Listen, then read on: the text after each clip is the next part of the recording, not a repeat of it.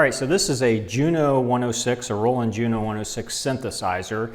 And well, you're probably wondering, wait a minute, some of you out there are going, that's not a Juno 106. Juno 106s are a lot more colorful looking than this synthesizer. What's going on here? Well, actually it is a Juno 106, but it's what's called a HS60, which Roland put out in order to appeal to the home market. People who might normally buy organs and things like that, they wouldn't have an amp or anything like that at home, but they want to play around with these newfangled synthesizers, so they slapped some speakers on it and gave it a more conservative paint scheme so it didn't look as youthful, and repackaged it as the HS60.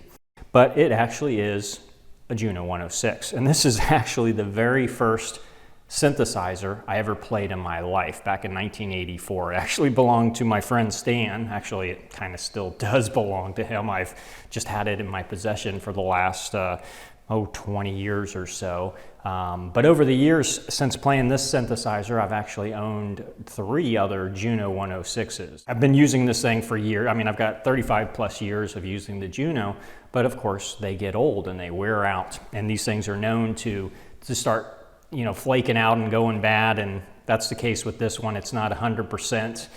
It works, but it's not at 100% capacity. So over the years, I've been using plugins a lot more. Actually, that's pretty much all I use now. And I've been using a Juno 106 plugin, a free version by TAL, that actually works really good. Only problem is it's getting a little bit older and it's not supported anymore, and so it doesn't scale up on my computer monitor, so it's really getting harder to see as my screen resolution gets higher every time I get a new computer monitor. The main thing is to find out if they have the Juno 106 characteristic to it. I'm not trying to do an A/B test against the real Juno, because quite frankly this thing's just too unreliable right now in order to do that kind of thing. And I'm not going to do an A/B test against the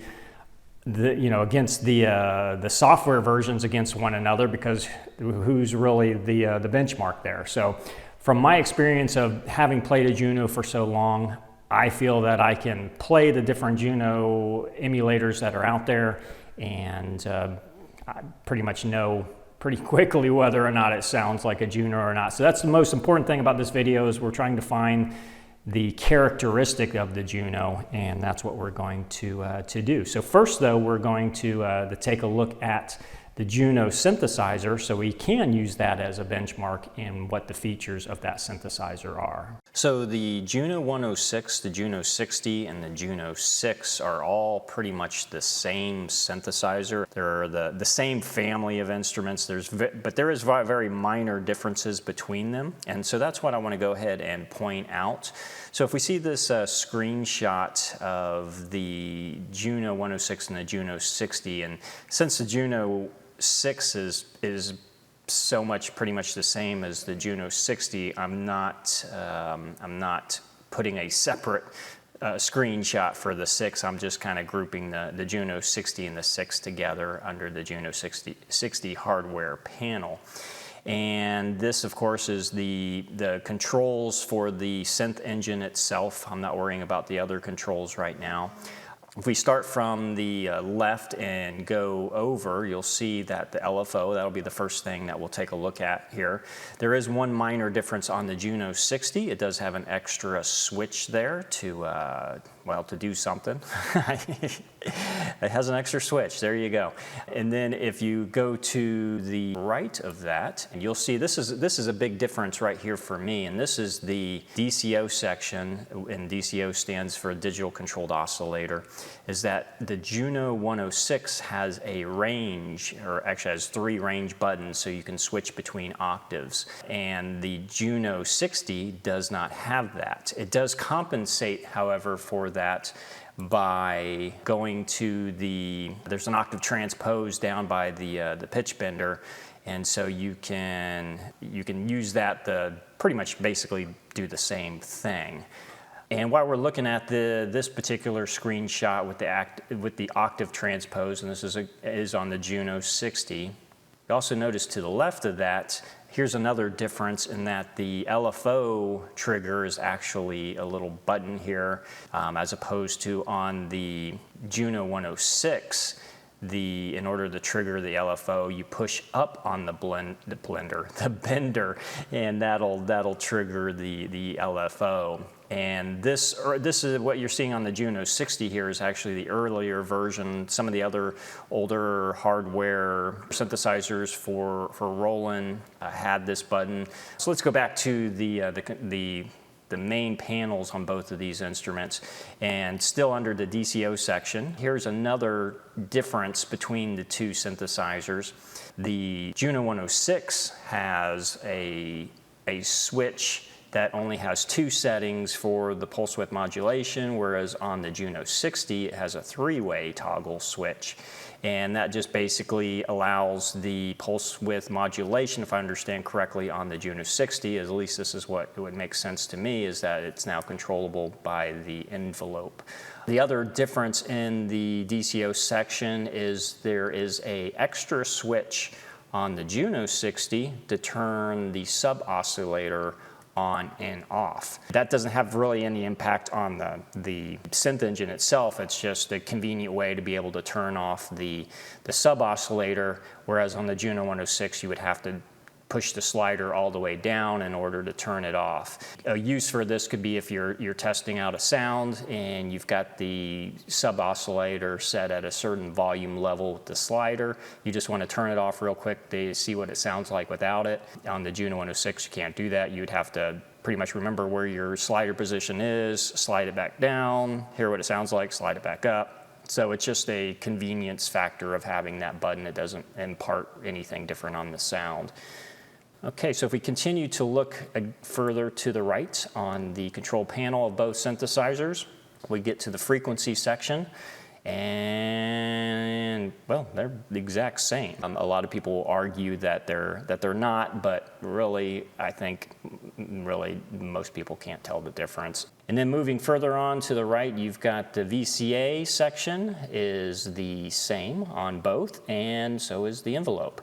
And that's, so there you go. Now if you go over a little further, the chorus, also want to point out, you can't see it on the screenshot of the Juno 60, it's out of the frame there, but it's the same thing there. You've got the option to turn on the 2 different chorus options or turn it off. Now it's also worth mentioning that going back to the filter, now Roland, when they released this JU-06A, this is a hardware module that they currently have out on the market, and this hardware unit actually does have a switch where you can switch between either the Juno 60 or the Juno 106 filter type. And so, hey, Roland thinks it's important enough to have a switch there, the switch between it, but yeah, there you go. So it's official. Roland says there's a difference between the filters, so I guess I'm wrong. All right, some other differences of the 3 synths is that the Juno 60 and the 6 both have an arpeggiator, whereas the Juno 106 does not. However, the Juno 106 does have portamento. That is fun to say.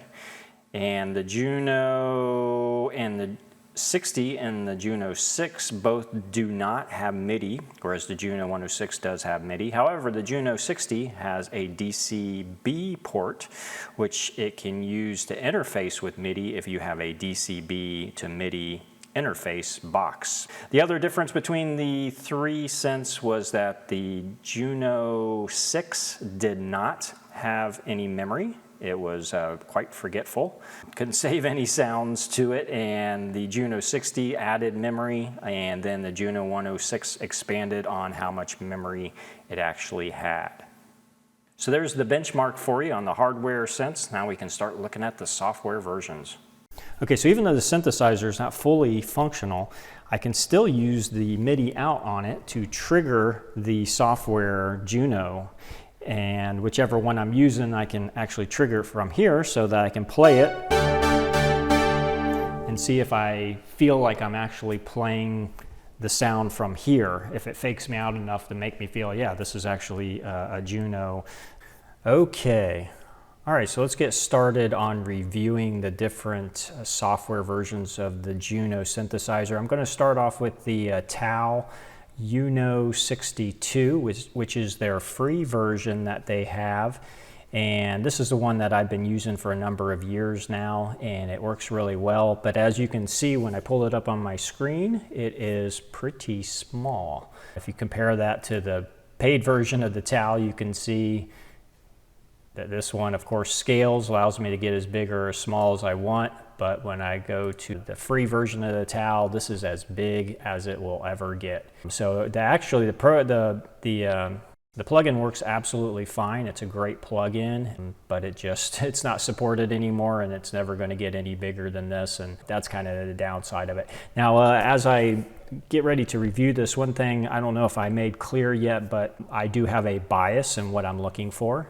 And my bias is that I'm looking for a Juno that's really a one-to-one representation of the synth. I'm really not interested in something that's based on a Juno, but it's got a whole bunch of other features, or, well, there's some of the ones that I'm going to look at here, like especially the Arturia, and even the Roland one, where they do add extra features, and I'll talk about that. But I'm really most interested in just the core features of the Juno. If I wanted a more complex synthesizer than the Juno, and I wanted more features, well, as you can see, I got plenty of other software synthesizers that I can pull from. I mostly like using the Juno because it's simple and easy, and it's just fun to use, and so I don't really need a lot of extra stuff on it. So that's my bias. I'm looking for a one-to-one. This free version of the TAL, which is the U-NO-62, like I said, I've been using it for years. If I just play it here, make sure I'm getting a signal, okay. And it's very, very bare bones, which I actually like. There's nothing much to it, but it's basically a Juno front panel. Now, this is really based on the front panel of the Juno 60 or the Juno 6. So this isn't as much of a Juno 106 clone. It's more of a Juno 60. And as you'll see, it's got all the standard features you expect. Pulse width actually sounds pretty good on it, which of course I like. Sub-oscillators, okay. And the envelopes are pretty good. It's got that poppy kind of rolling.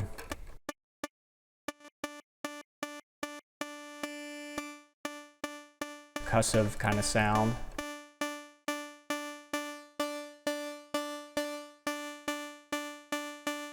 Filter does a good job.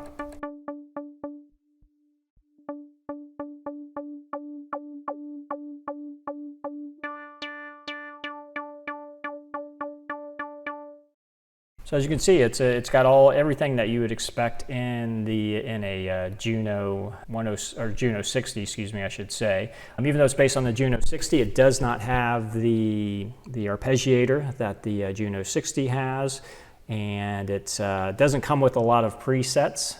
If you look here, it's just from here to here is pretty much it. But that's, really whenever I'm using a Juno, I'm not worried about presets anyway, because you can pretty quickly just jump right in there and start using the synthesizer and programming whatever you need. Now this, since I'm starting off with this one, I wanted to mention it because since it is free, and so it's an easy plugin to just jump right into and start learning about the Juno 106 and before you actually dive into a paid version. So this is definitely a good place to start. But since it's no longer supported and it's small on your screen, at some point you're going to want to, if you do start on this, you're going to want to upgrade to one of the other synth plugins that I'm about to review as well. If we look at this one and we go ahead and give it some ratings, on my opinion, the aesthetics of it, out of 5 possible points, I would give it 3, just because it's tiny. On this one-to-one representation of a Juno, definitely around a 4.5. It does a good job there. Very meat and potatoes, but I like that. Sound quality is around a 3.5 compared to the other plugins. Features about a 3. The computer performance, I've had no problems at all with it, so I'll give it a 5 on that. The overall Juno vibe is a 4. And I would say my final overall opinion of it, if I just had to give it just one rating, I'd say a 3 out of 5. It's definitely, you know, it's free and it does a great job. And I've actually made a lot of music with this little plugin, so it's worthy. It's definitely worthy of its price. So I say give it a try and see what you think of it. And if you like it, then you'll probably want to upgrade to the paid version of the TAL. So let's take a look at that one next. All right, so this is the paid version of the TAL-Juno. This is the TAL-U-NO-LX. And before I go ahead and get started on demonstrating this particular Juno emulator, one of the things I want to show on it is what the demo version is like. There's one, it's very easy to download and get going on your computer, but it has one annoying thing that you're going to hear here in just a second. Every minute it produces, here it comes, a very obnoxious white noise that lasts very long, and it actually gets very loud. Yeah, so that you're going to hear every minute. So that's on the demo version of the software. You're going to have to put up with that. But I'm going to switch to the actual registered version so that you won't have to hear that during this demonstration. All right, so now let's review this TAL. This is where things really start getting fun. This is a really cool plugin. I've actually had this demo on my computer really for years, but I always ended up buying something else instead. And after now having this demo with all these different plugins, I kind of was convinced to go ahead and buy this one. So this one's a really good one. It's very affordable at $60. And it's definitely worth it, and yeah, I'm going to show you why. So let's go ahead and just start a sequence. Let me move this out of the way so I can see my tracks. Let's go ahead and I'll just, there we go. Solo that so we can just hear this one track. And right away we can hear it's got really nice pulse width modulation.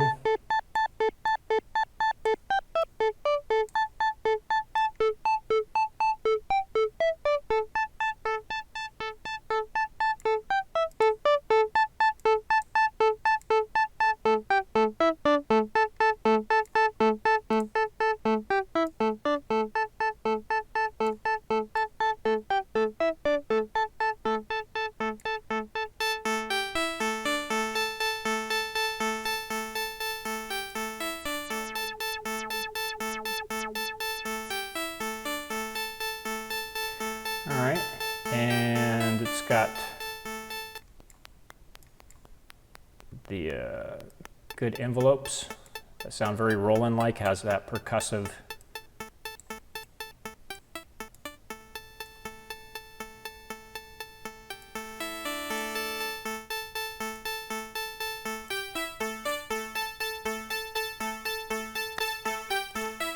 Also allows you to combine both the choruses.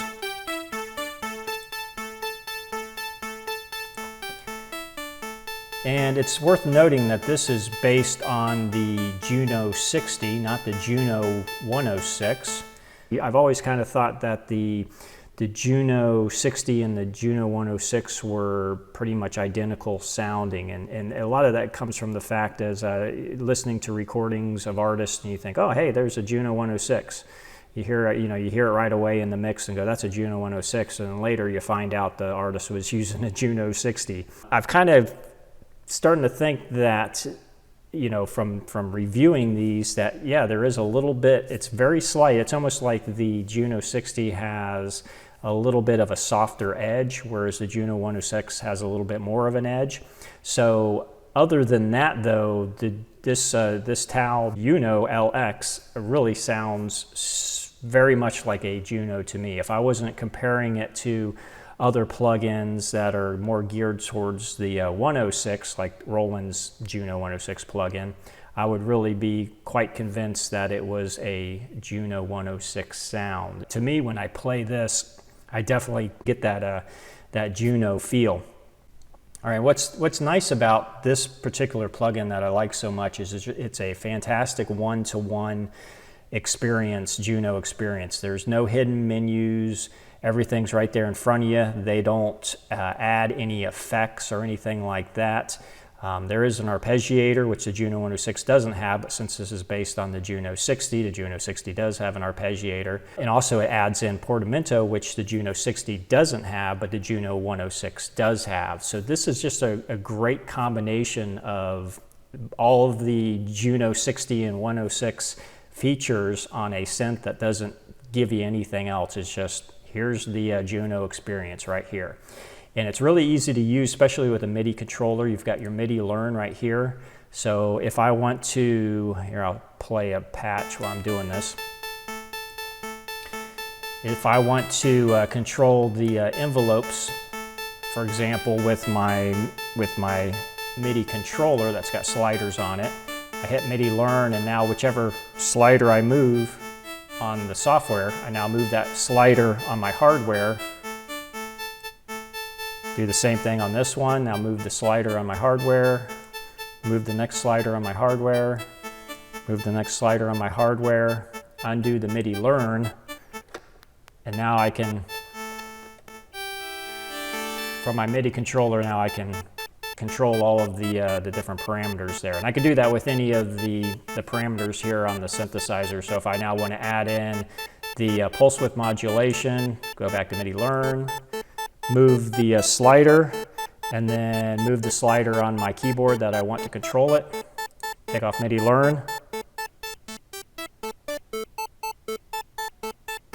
And there you go. So very easy to use. One of the things that I was having trouble with is trying to figure out how to let me stop this again for a second. Okay, one of the things I was having trouble with is trying to figure out how to assign the modulation wheel to do anything, because usually the controls to assign that would be right on the front panel. So I would be playing, and you can't see, but I'm actually moving the modulation wheel up on my controller and it's doing nothing. And I was playing with all the different controls here, trying to figure out, okay, how do I assign this? And then I realized what it is. You have to push this manual button here, and then you've got this LFO trigger, which, okay, I've got a sound that you can't hear modulation on. It's because I haven't turned it on. That would help.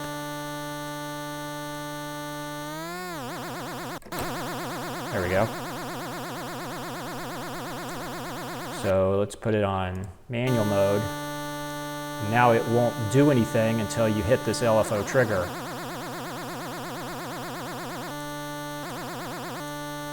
All right, but how do I get that to control? How do I control that from the mod wheel on my keyboard controller? Well, what you gotta do, the same thing with MIDI learn. Click this, then now I'm hitting the mod wheel on my controller. Undo the MIDI learn. Now I'm doing it with the mod wheel on the controller. So that's how you do that. I just wanted to share that because I was lost forever trying to figure out what in the world do I do here. And I thought, I wonder if I can assign it via MIDI learn, and sure enough, that was it. Now, one thing that the Juno 60 doesn't have that the Juno 106 does have is the range buttons up here where you can assign the different octaves. And I'm glad that the TAL has octave transpose, which pretty much does the same thing right down here. That's nice because if I'm playing a part, say for example that, and I'm like, oh, it's too high, I don't have to transpose the actual track over here. I could just change the octaves here, which normally you'd be able to do in the DCO section. You would have a three range buttons on the Juno 106 in order to do that, but you can do the same thing down here with the octave transpose. But yeah, overall, it's a fantastic plugin. It's also got this ability where you can change the amount of polyphony that the keyboard can have. Normally, the stock number of polyphony on a Juno 106 or 60 would be 6 voices. This can go up to 12, so that's nice. Also, what else? Let's see here. It does allow velocity on the envelope. It allows you to, based on the velocity of which you hit the key, be able to open up the filter more.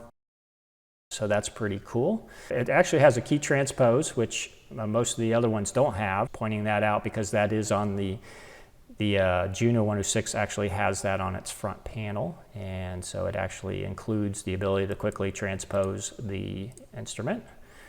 Other than that, it's pretty straightforward. The patches, you have the ability to pull up patches, a number of different patches, and you can load different patches in it. It doesn't have the nice patch style of viewing that some of the other ones have. Like for example, if I go to the Arturia, of course, has the ability to pull up patches really easily, patch librarian, so that's really nice. It doesn't really have that. It just has these drop downs. But again, the Juno, to me, is not so much a preset machine because you can pretty much just jump right in and start doing stuff right away. So I'll go ahead and again play this sequence.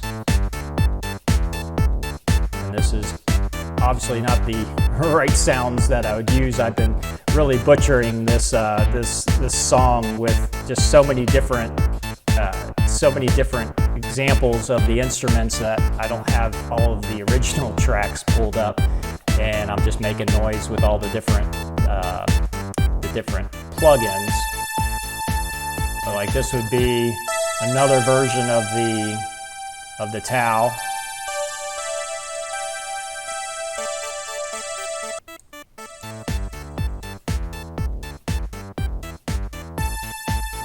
So it's a really great sounding plug-in.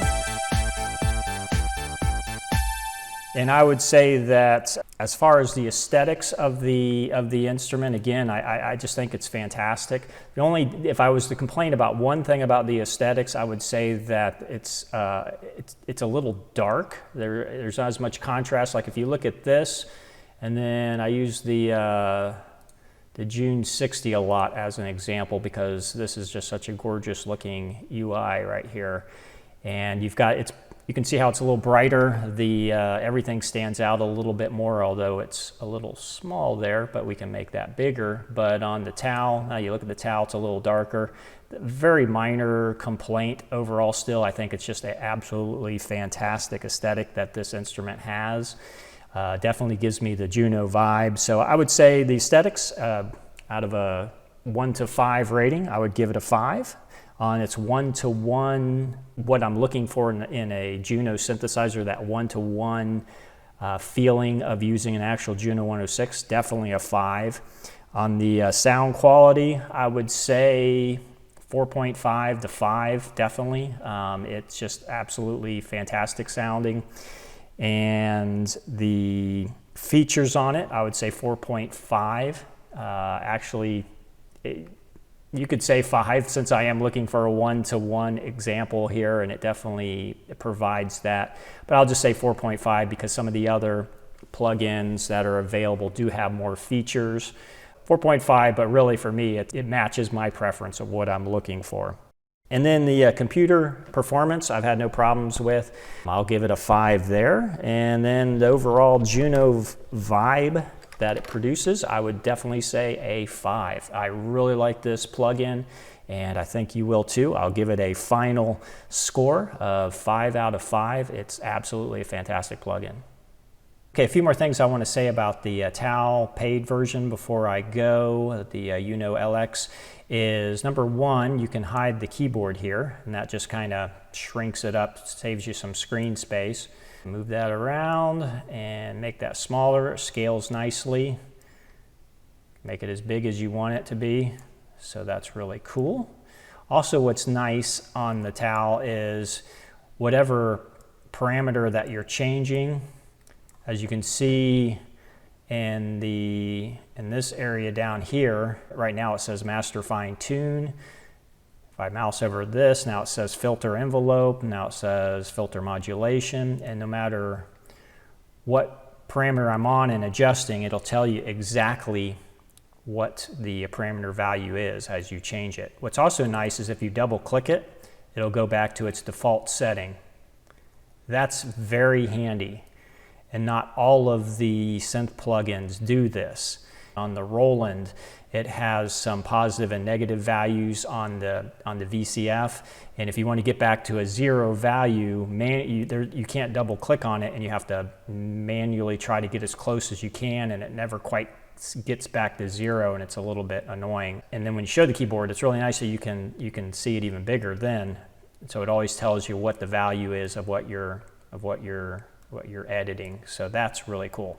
Also here, if you happen to notice this on the drop down, this SFC60 MIDI controller, this is actually an external controller that's available from another company that actually builds a one-to-one hardware controller for the TAL software. So that's really cool. You might want to check that out. It's a little pricey, but if you want to actually have a Juno 106 software synth that has a one-to-one MIDI controller, then this is definitely a cool thing to take a look at. Again, the SFC60, and it works in perfect conjunction with the TAL.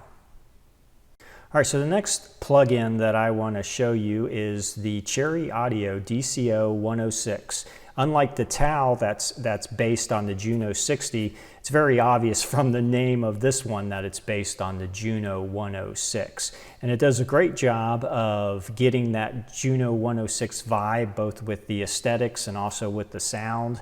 And it does have that, to me anyway, a little bit more of an edgier kind of sound, and a little bit also it can also sound a little bit more hollow too than the TAL that's based on the Juno 60, and that's not always a bad thing.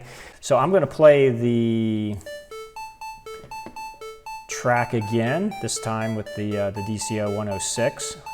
I'm going to listen to the pulse width.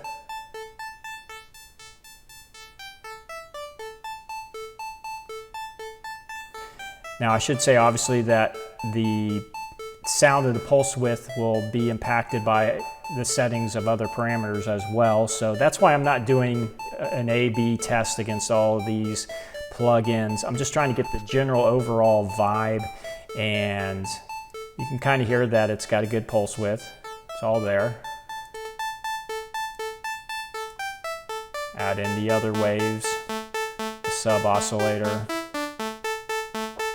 Unlike the regular Juno 106, the range here, usually there's just these 3 buttons here. It adds an extra octave below and above so that you can go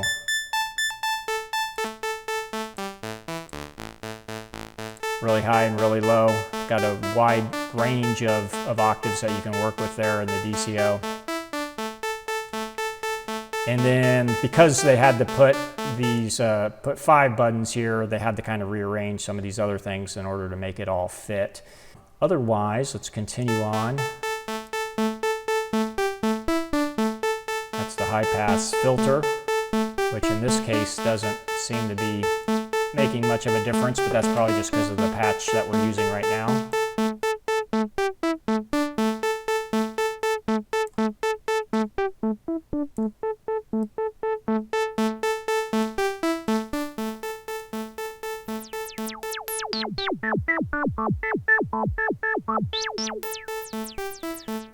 So the filter's pretty good. Again, it depends on all the other parameters. I'm just giving you a quick kind of walkthrough. It's got those clicky envelopes that I like on Rolands that give it a good percussive sound.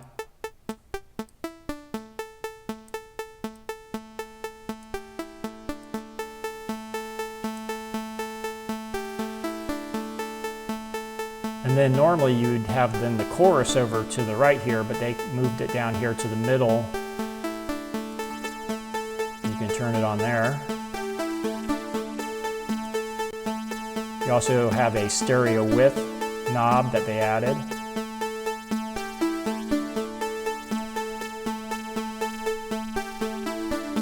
It's a little extra feature that they put in there. Also, they've got delay and reverb, obviously, that you can see here with with on and off buttons, so it's easy to turn them off. As sounds like we're getting a little bit of stagger there on my computer, which is really the first time that's happened with the with this particular plugin. Usually its computer performance has been pretty good, and I haven't had any issues with the computer using it. It allows you to change the number of voices. Again, the Juno 106 is typically a 6-voice synthesizer, but this one allows us to go all the way up to 16 voices. Obviously, the more voices you're using, the more that's going to tax the computer. So for this particular sound, I can go down. You can see it's cutting into the release. So seems about 4 works good.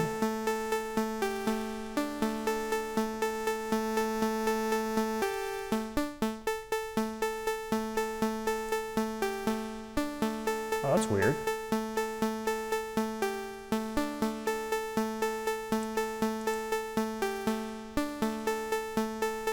I have not heard that do that before. Just dropping a note.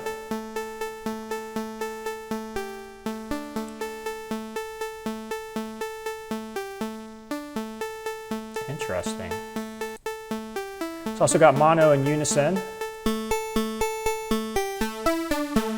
You can detune, which is cool. Obviously, it's got the portamento, which you would expect on a Juno 106, since it normally has that.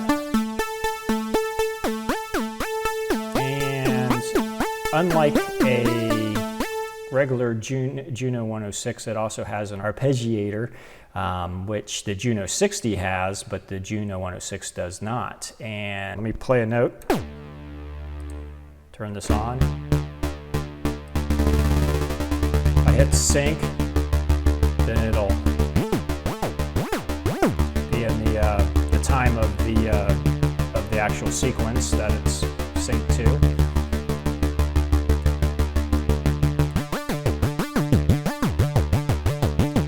I don't really use arpeggiators that much. So to me, this feature is not needed. If you're going to add a feature that's not on the synth, I would actually rather have a step sequencer, but that's just me. Some other things about this particular synth that are to point out is it does have a preset browser, which is a little bit better than the TAL, because you don't have to have the drop-down fly-out menus. You can just quickly pull up different patches that you want to use based on these tags and go to wherever it is that you want to go. Also, you can assign MIDI learn. So if I want to, let me put this more in view here so I can see everything. If I want to adjust the frequency on the VCF, assign that to a knob, and it didn't, oh, there we go. Each one's a little different. MIDI learn, you right click it. Now I hit whatever knob that I want to use to adjust it. Do the same thing here, right click on it, MIDI learn, adjust the knob that I want it to use. And now with the sliders on my keyboard, I can go to town on it. Another thing that's kind of cool on here is, let me close this MIDI out. All right, you can actually pull up this QWERTY keyboard. That's where me playing it with my mouse, or I can now go to my keyboard. I'm actually playing it on the computer keyboard using the letters as they correspond here to the notes that you're seeing on the screen. So that's kind of cool if you're somewhere with your laptop and you just want to poke around and create some music and you don't have a MIDI controller, you can just play your keyboard. And you've got the panic mode, which the panic button, which was also on the TAL. In case you get a stuck note, you can quickly unstick it. This has got the ability to change your zoom level based on certain percentages, or just like with the TAL, you can drag drag it to whatever size you want it to be. Very helpful. The DCO is definitely a very good plugin, and again, for the price, it's unbeatable. And even compared to the other synths that are more money, it still holds its weight really good. I think it's a fantastic plugin, and I would say if I was going to rank this particular plugin, it's always hard to rank because this is all subjective stuff, but not to rank it too is also a cop-out. So I want to at least give you my subjective opinion. Of course, has my bias on it that I mentioned, and that is me being more old school with the Juno and just liking to see the Juno in its natural state, not all jazzed up with extra features. And so in this case, I think the Cherry Audio did a great job of not jazzing it up too much. They added a few things like the arpeggiator and effects, which are not on the Juno 106. And also, I don't think I mentioned it either, but they also added a velocity slider here in the VCF, which is an additional feature. Allows you to open up the filter more based on how hard you play the keyboard. Like I'm playing the keyboard really softly now. Give me, so we can hear it a little bit better. There we go. So the harder I hit the key, the more it opens up the filter. So that's a cool feature. It doesn't really, get in the way too much, but still it's something that was not on the original synthesizer. And then they also added an LFO and a velocity slider to the VCA. Other than that, and also they included a mono and unison mode, which is not on the original Juno 106. But overall, I would say the aesthetic on this synthesizer, I would probably say is a 4. And the only reason I say that, and I don't give it a higher one, is because I think it does a fantastic job of looking like a Juno 106, but when you compare it to the other synthesizers that I'm reviewing it against, it looks a little flat. I just feel like it could use a little bit more realism. I guess I'm getting spoiled by the Arturia, and also I really like the TAL. I think it's a fantastic aesthetic. It just give it a little bit more life, a little bit more realism, and I think that'll be the cherry on the top there. Okay, so the 1-to-1 ranking on this synth would definitely be, I would say, a 4.5. It's so close to the original Juno 106. They just threw a few extra things in there, in my opinion, that they didn't have to do. On the sound quality, again, this is subjective. I think it has a great sound quality. There's nothing wrong with it. I'll give it at least a 4.5. I think it sounds very good, but as I've compared it to other plugins, especially the Roland, which I haven't got to yet, I definitely don't think it's as good as the Roland features. 4.5. Computer performance, I would say a 5. Other than we had that one little glitch while I was recording this, which I haven't had any glitches with it before, so I'd already given it a 5 before, because I already pre-rated it before doing the video, so that was the first time I had any glitches. So maybe that was just a fluke, so we'll keep the rating at a 5. Also because I already created the graphic, so it's too late. And then the overall Juno vibe of it, I will definitely give it a 5. It definitely feels like a Juno 106, and that makes me happy. So I'll give it a final overall rating to sum it all up as a 4.5 overall. Definitely a great synthesizer, great value. Definitely demo this synth, and heck, even pick it up for that price because you can't beat it for 25 bucks. Also on the LFO, the DCO 106 has 6 different waveform types that you can choose from, which the original Juno 106 didn't have any options to change the waveform. So if I play this sequence again with the LFO on, you can hear how the different waveforms impact the sound.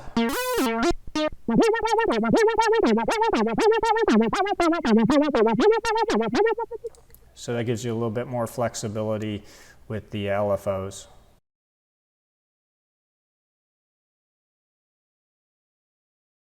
Other thing I want to mention about the DCO 106 is if I play a track here, is I mentioned on the TAL how I had that ability to show your setting, the setting of your slider that you're editing. Well, the DCO does the same thing. It just does it right next to the slider. What's nice is whatever slider I'm editing, whichever one I mouse over, it'll actually outline it in red.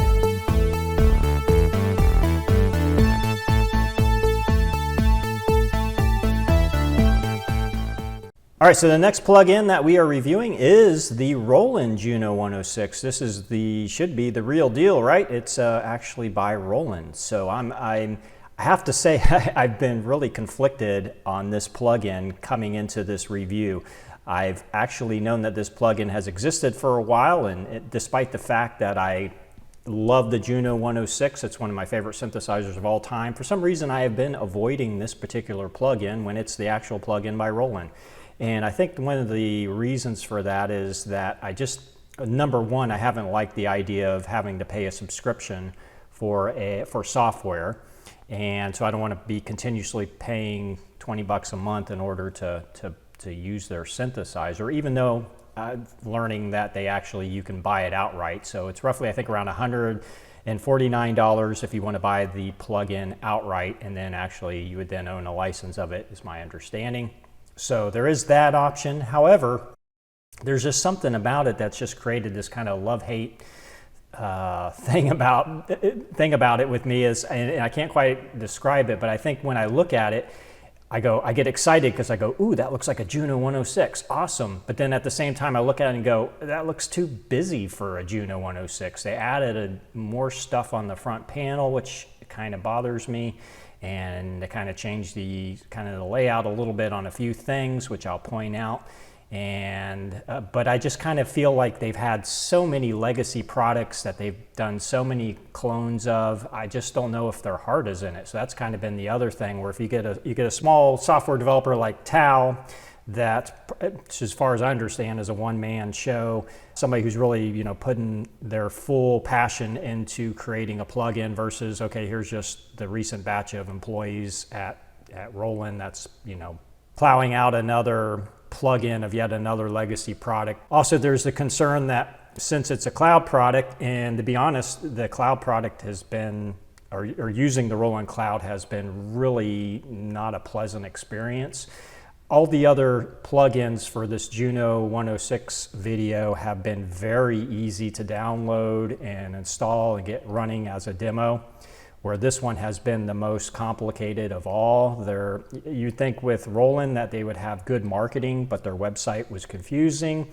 It was hard to understand, how do I actually get the demo? Then I realized I actually had to get a paid subscription plan with them in order to then get the free 30-day demo. You've got to put in your credit card information in order to get the free demo. And so I went ahead and got the $2.99 a month plan, just in case after 30 days I forget to cancel. I'm only out $3. Overall though, the cloud experience that they have has been pretty buggy, and so that's been a frustration for me. And I just think, hey, if it's Roland, it says Juno 106 right on the front panel, make it be more accurate one-to-one to an actual Juno 106.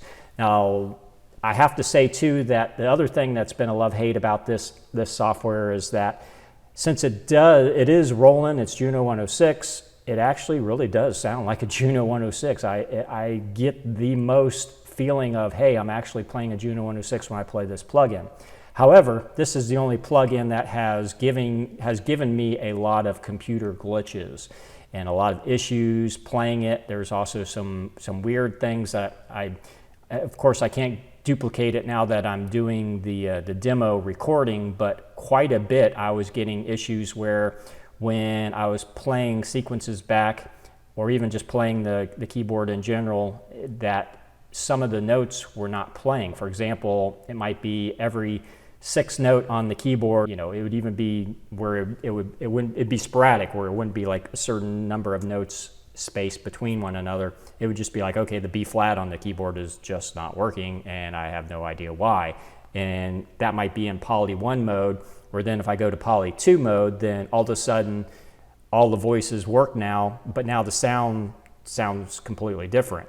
So really weird stuff like that. Also a lot of audio glitches. You know, I run a lot of synth plugins, and I run some really, you know, heavy duty ones like Yuhi's Diva, which is processor intensive, and I'd never get the kind of audio glitches that I get from the Juno 106, this particular plugin right here. So that's been my love-hate with this, is that I want to love it because it's a Roland Juno 106, literally, but at the same time, I just have more issues with it than with any of the other plugins. So real quickly, let's, because this video is getting much longer than I intended it to be, so let's do a quick run through of the Juno 106. Once again, doing the same track on the sequencer. All right, so the pulse width modulation, which I've been starting off with each one. You can hear that it really sounds just like a Juno 106.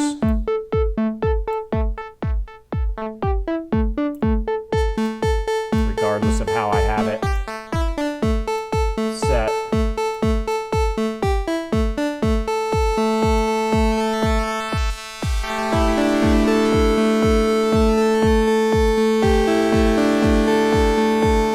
And one of the nice things about it is, well, one of the nice things and also one of the frustrating things, because I want a one-to-one plug-in, but I will say that the pulse width modulation gives you a lot of routing options here because it has a second envelope, which is something over here to the far right, which the original Juno 106 or any of the Junos don't have that second envelope, which again, it makes the front interface a little bit more cluttered. If I wanted a second envelope, then I would just use a Roland Jupiter 8 plug-in or any other synth. Okay, so play back the sequence again.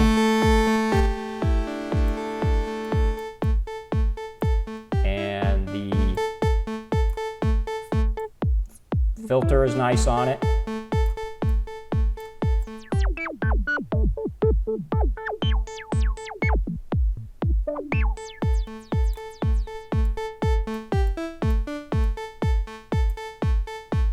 High pass filter, which takes out the low end.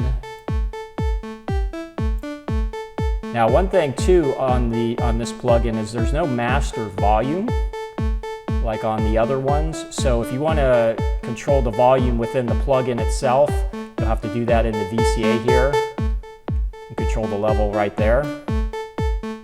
They also add velocity sensitivity, so you can allow the velocity to have an impact on the VCA setting. You can also assign this out to the gate and the envelope 1 or 2. Where obviously on the original, you're just going to have gate or envelope. And another thing to mention on this is if you look in here in the VCF, it actually has positive and negative settings, where all the other, the original Junos don't have that, and none of the other Juno clones have these negative settings.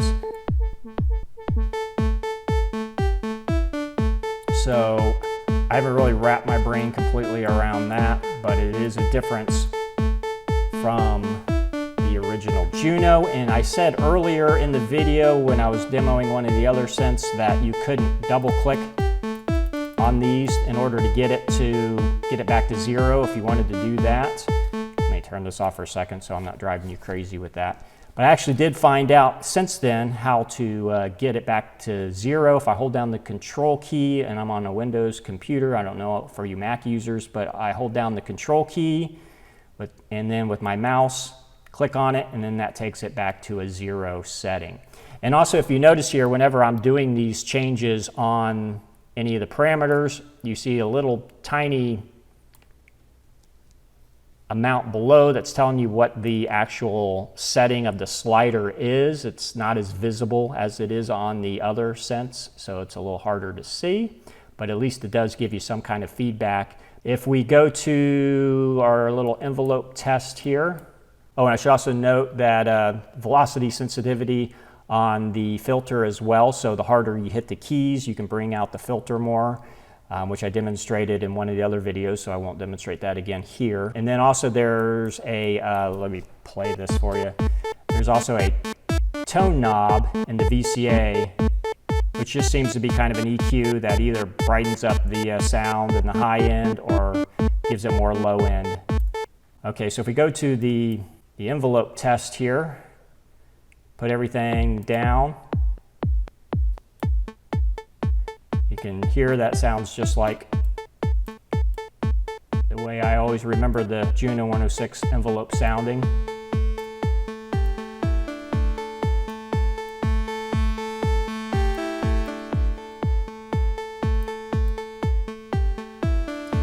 So it passes that envelope test. Definitely sounds exactly like a Juno. It's also got the chorus.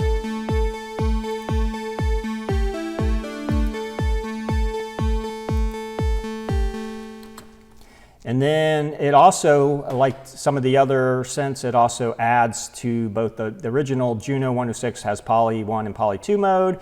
It also adds unison and mono.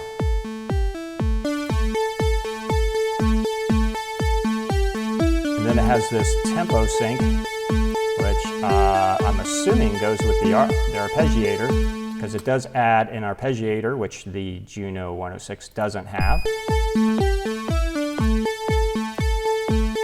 But as you can see, it doesn't seem to really do anything, so I don't really know what the tempo sync on this does. If we do play the arpeggiator, does the keyhole do it? There we go.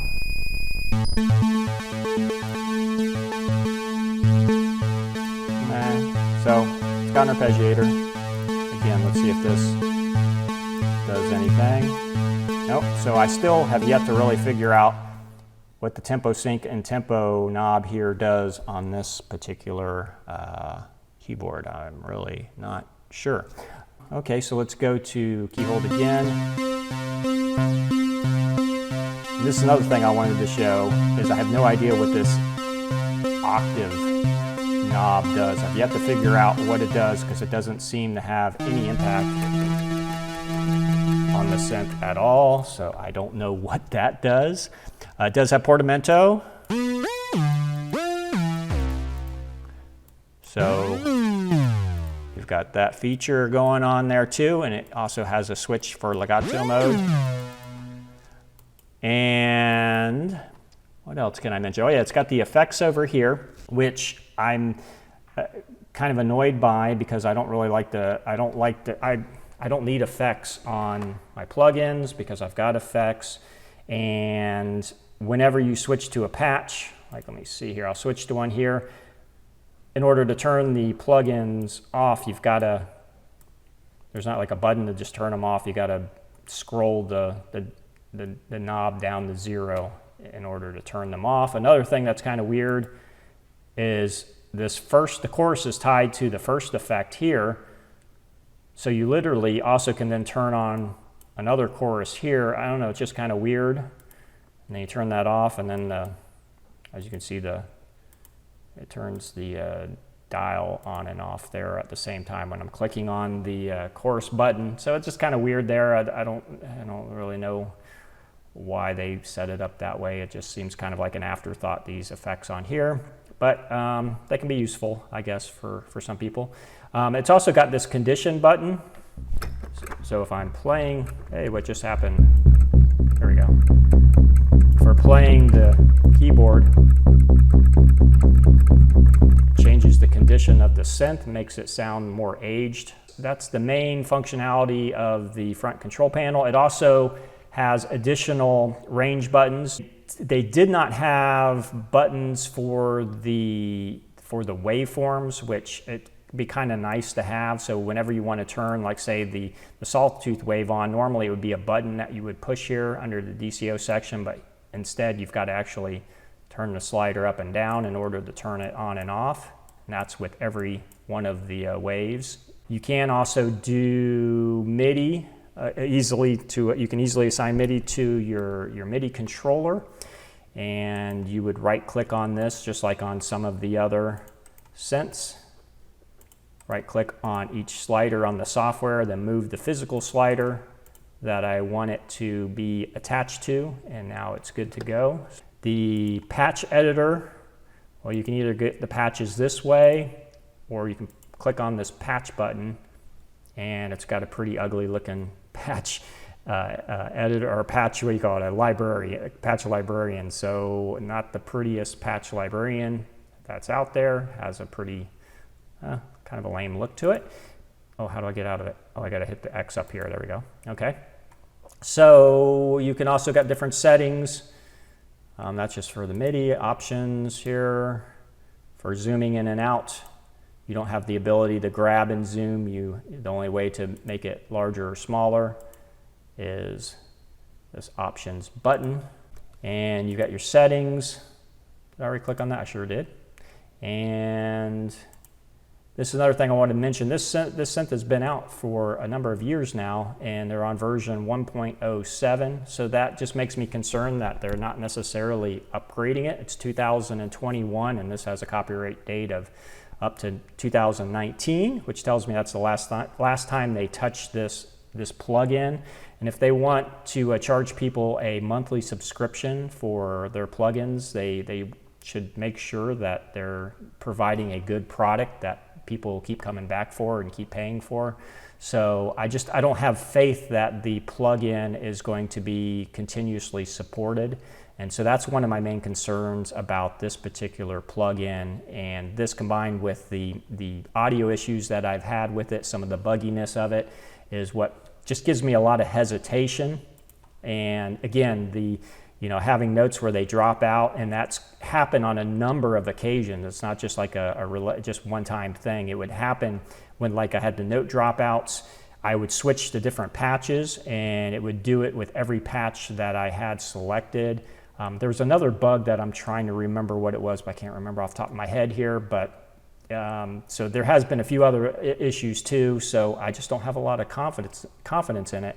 But as far as how it sounds, I definitely think it's the best sounding of all of the plugins. And so that's what's so frustrating about this plugin. Roland, come on, get your act together and just do a few things in order to make this plugin the best out there. It would easily be the top of the list if they had a product that you could have faith in.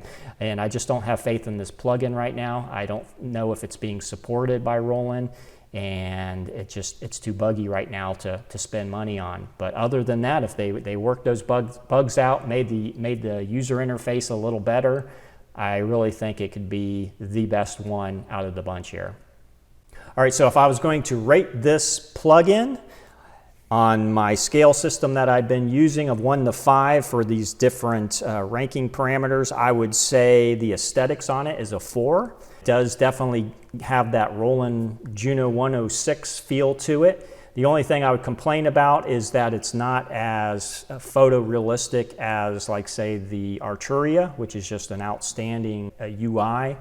And also there's just something about this, it looks like there's a light shining on the panel right here in the middle or of the DCO section. And so it just kind of, it almost makes it where you've got some poor contrast on the silk screening on the panel that normally that would be the silk screening on the panel for, like the pulse width modulation and the different waveforms. But it just kind of looks a little washed out because this weird lighting effect that they added in order to kind of give it a realistic look. But otherwise, like I said, it's a good aesthetic. It's just could be a little bit better. And again, for a Juno 106 or a Juno in general, it just looks a little too cluttered of a front panel interface. For the 1-to-1 ranking, I would give it a 4. The reason I give it a 4 and not something higher is, again, because it's not exactly 1-to-1. They added in particularly the second envelope, which is a useful feature, but it's not 1-to-1 to the synthesizer, which is what I'm really looking for. I think they also added some other clutter with the arpeggiator. Still, it's pretty close to a 1-to-1 when you strip some of those other things out. Okay, and then for the sound quality, definitely a 5. Like I said, it's the best one out there for the sound. All of these plugins sound fantastic, but the Roland definitely, I think, is the most realistic to a Juno 106. Again, that's my experience is with the Juno 106. Never owned a Juno 60, so I do definitely think this is a spot-on recreation of the sound of the Juno 106. Features, I would give it a 4.5 just because, well, yeah, I mean, it's got all the general features of the Juno 106, but it added some stuff in it doesn't need. But still, I mean, it's got everything. 4.5. There you go. Computer performance, this is where it just crashes and burns. I'm going to give it a 2 out of 5, and this is what's keeping it from being something that I actually spend money on. So this is what Roland really needs to work on, is their computer performance. But then again, it could just be my computer. And so definitely demo it on your computer and see if you have the same issues I do. If not, then you might be good to roll with this particular plugin. The overall Juno vibe is a 4.5. It could be a 5 if they would just clean up the user interface a little bit and made it more of a one-to-one impression. My final score on it would be a 4, and that is, again, very subjective. The reason I give it a 4 is because it's got so much potential, but so I wanted to at least, you know, reward it for that, but I can't give it a 5-star or anything more than a 4. It technically would probably, I should be giving it a lower score just because of all the issues that I've been having with it. But again, I'm going to give it some credit for having potential, and I hope that Roland kind of does some more work with it and gets it perfect. And then, like I said, in that case, it'll be the perfect plugin for a Juno 106. All right, so the last plugin I'm going to look at today is the June 6V by Arturia. This is a fantastic plugin, and it should be because it's the most expensive one out of all of the ones that we're looking at. It comes in at $199 standalone, or you can get it as part of their new V Collection 8. And it just recently came out on the market, and so I've been pretty excited about this one. I've had the most enthusiasm about this, you know, actually looking at this one out of all of them, just because it's the newest on the market and it looks so fantastic. And yeah, it's a great synth plugin, but there's a few things about it. Since I only have a demo of it, I'm not ready to fork out the money for it yet. At some point I'll upgrade my V Collection and get it, but I'm gonna have to wait for a Black Friday sale or something like that before I upgrade. But I don't know if this is because I'm in demo mode or not, but it does not allow me to assign any of the software parameters to a hardware MIDI controller, so I can't control any of the, I can't use the sliders on my MIDI controller to program it, which is kind of a bummer. Also, what's weird is it doesn't have buttons here to scroll back and forth on through the patches, but actually if I were to click in this area, then I could actually scroll through it, but for some reason it's missing these back and forth arrows. I'm going to go ahead and get started and play our favorite little track here. Start off with the pulse width modulation.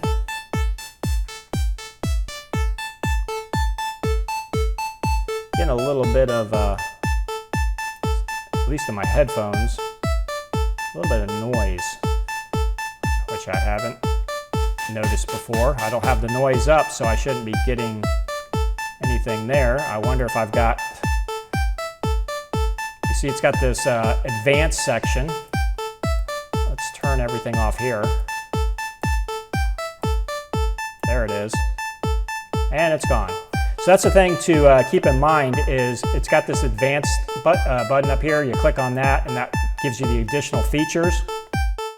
So if things aren't, like in that case right there, I just thought, hey, why am I hearing noise? And so I didn't have any settings on the front panel that matched that, so I went into the advanced panel and then like, oh, it's hidden in one of these other features that it includes, which that's one of both the really nice things about this plugin and also one of the bad things about this plugin is sometimes these advanced features can be out of sight, out of mind, and you forget about them, and then you can't figure out why you can't get the sound to program the way it's supposed to sound, and that's because out of sight, out of mind. Also, you got to make sure you don't have the effects on.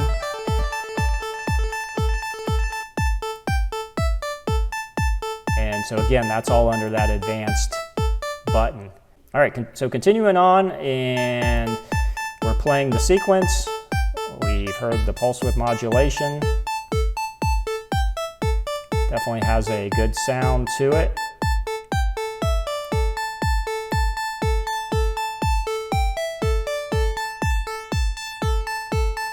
Turn on other waveforms.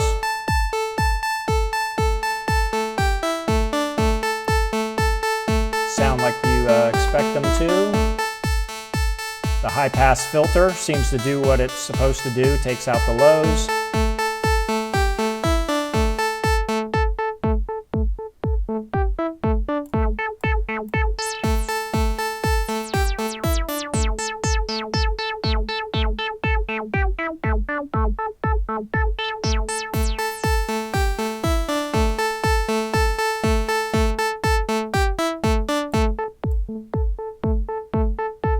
Filter seems to do a good job.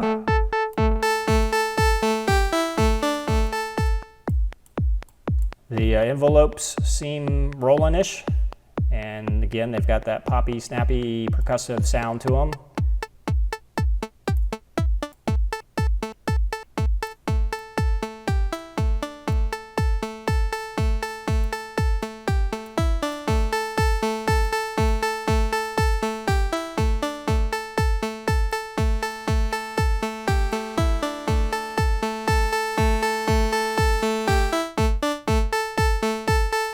You've also got the chorus.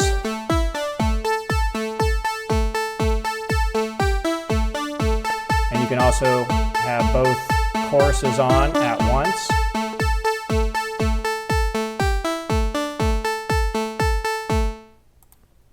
Now, one of the things that it does not have that I wish that it had is it does not have an octave transpose like the other instruments have, like the TAL has the octave transpose button, or actually switch. On the other plugins, they've got the range buttons to be able to switch between different octave ranges in the DCO section.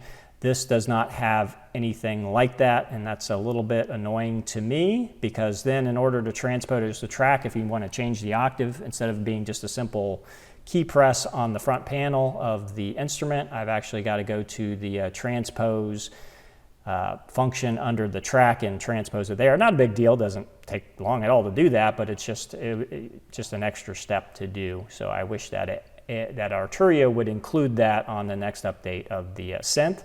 And again, going back to this advanced section, it's got that second envelope. So even if it's out of sight, out of mind, if you look down here on the VCA, make sure you know which envelope your VCA is assigned to, because if it's assigned to 2, you're going to need to make sure you open that up in order to edit it up here. And let's see what else. It's got an arpeggiator, just like the Juno 60, since this is based on the Juno 660 model, not exactly the Juno 106. That's why it has the Juno 6 cosmetics to it. Arpeggiator works as you would expect. Let's see here. Do I have the hold button? There it is.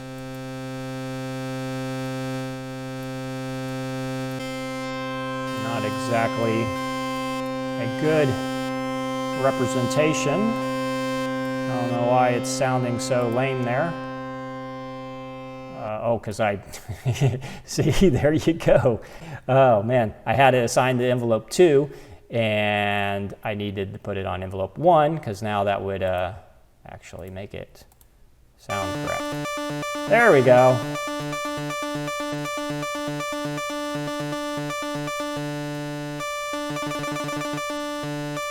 And just like on the other ones, take sync off, and now it's freeform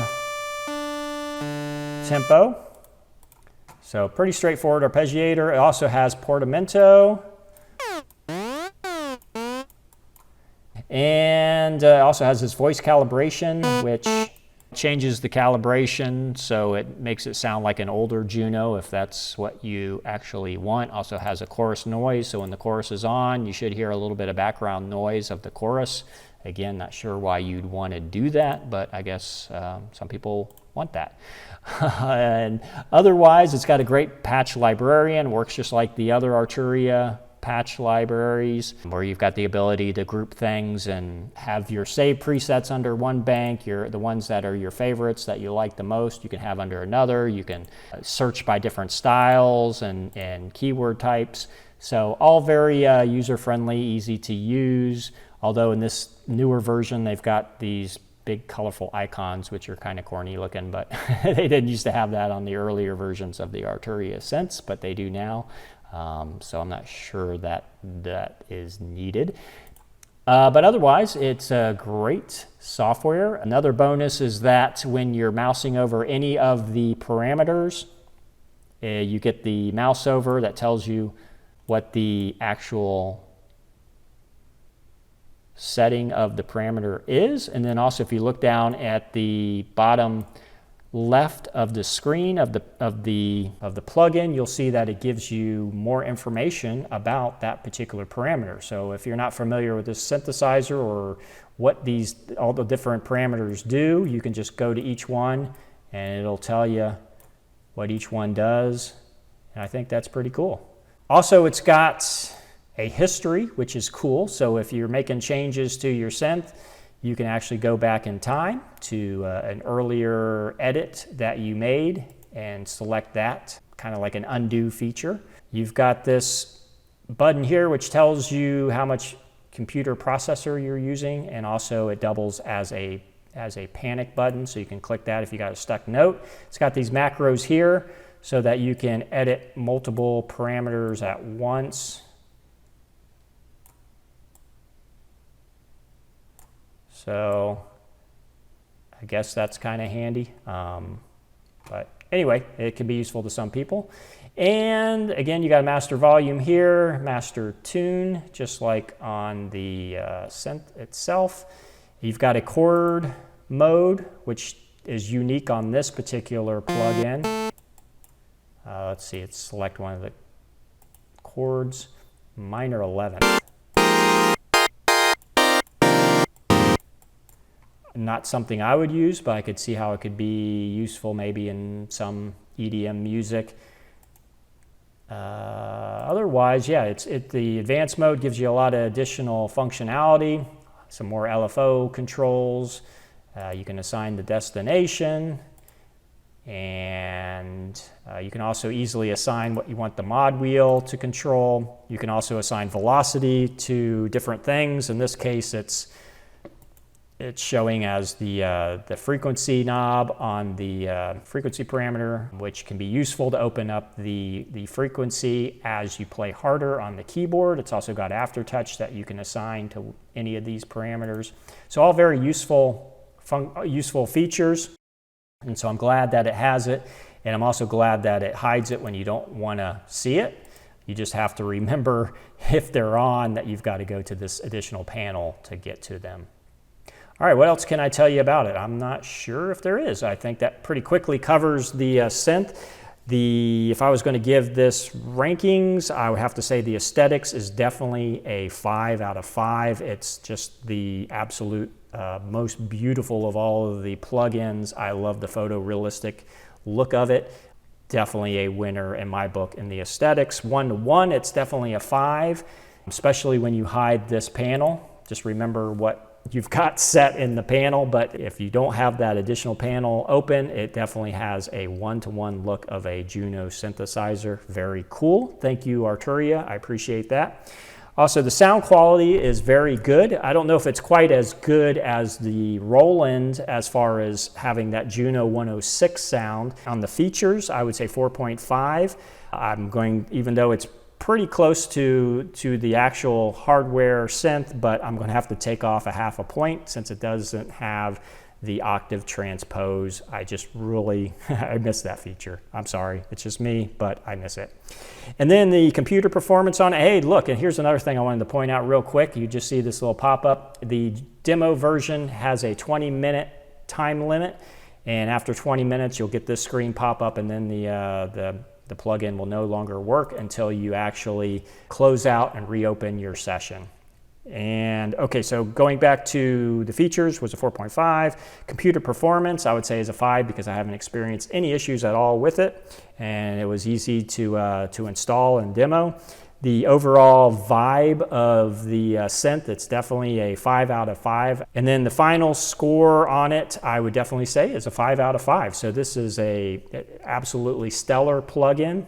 It's just the one that costs the most. So for me, right now, I'm happy using the TAL for my Juno 60 overall kind of Juno sound, also supplemented with the Cherry audio. Those two together cost less than $100, so I'm happy using those for right now, but it's a fantastic plugin. If you're an Arturia user, you're definitely going to want to get this added to your collection, or to go ahead and get the V collection upgrade. If you're not an Arturia user, then it's going to be a bigger investment to get into. You still might want to look at the other plugins like the TAL, but this is definitely a 5-star out of 5 plugin. Check it out, get the demo. It's easy to install. I think you'll really like it. Okay, real quickly, I don't want to spend any time on these, so I'm not going to actually demo them for you, but real quickly, I just want to mention a couple other synths that have a Juno vibe. In particular, I want to point out this Yuhi Tyrell N6, Tyrell, however you pronounce it, because it is based on a Juno synth. It's not a one-to-one, but it's a free plugin. You can actually get this plugin for free. It's really cool. It's kind of like a juiced up Juno. It's got some additional features, and it sounds really cool. And again, it's free. Also, there's another Yuhi plugin that I want to point out. And again, I'm not going to demo them for you because I already have made this video long enough, but the Diva is an outstanding synthesizer too. Again, it's not a Juno clone. It's actually a clone of a multiple of other synthesizers, but you can actually pull up different modules that are more Juno-ish, I guess you could say. So you can actually kind of create your own Juno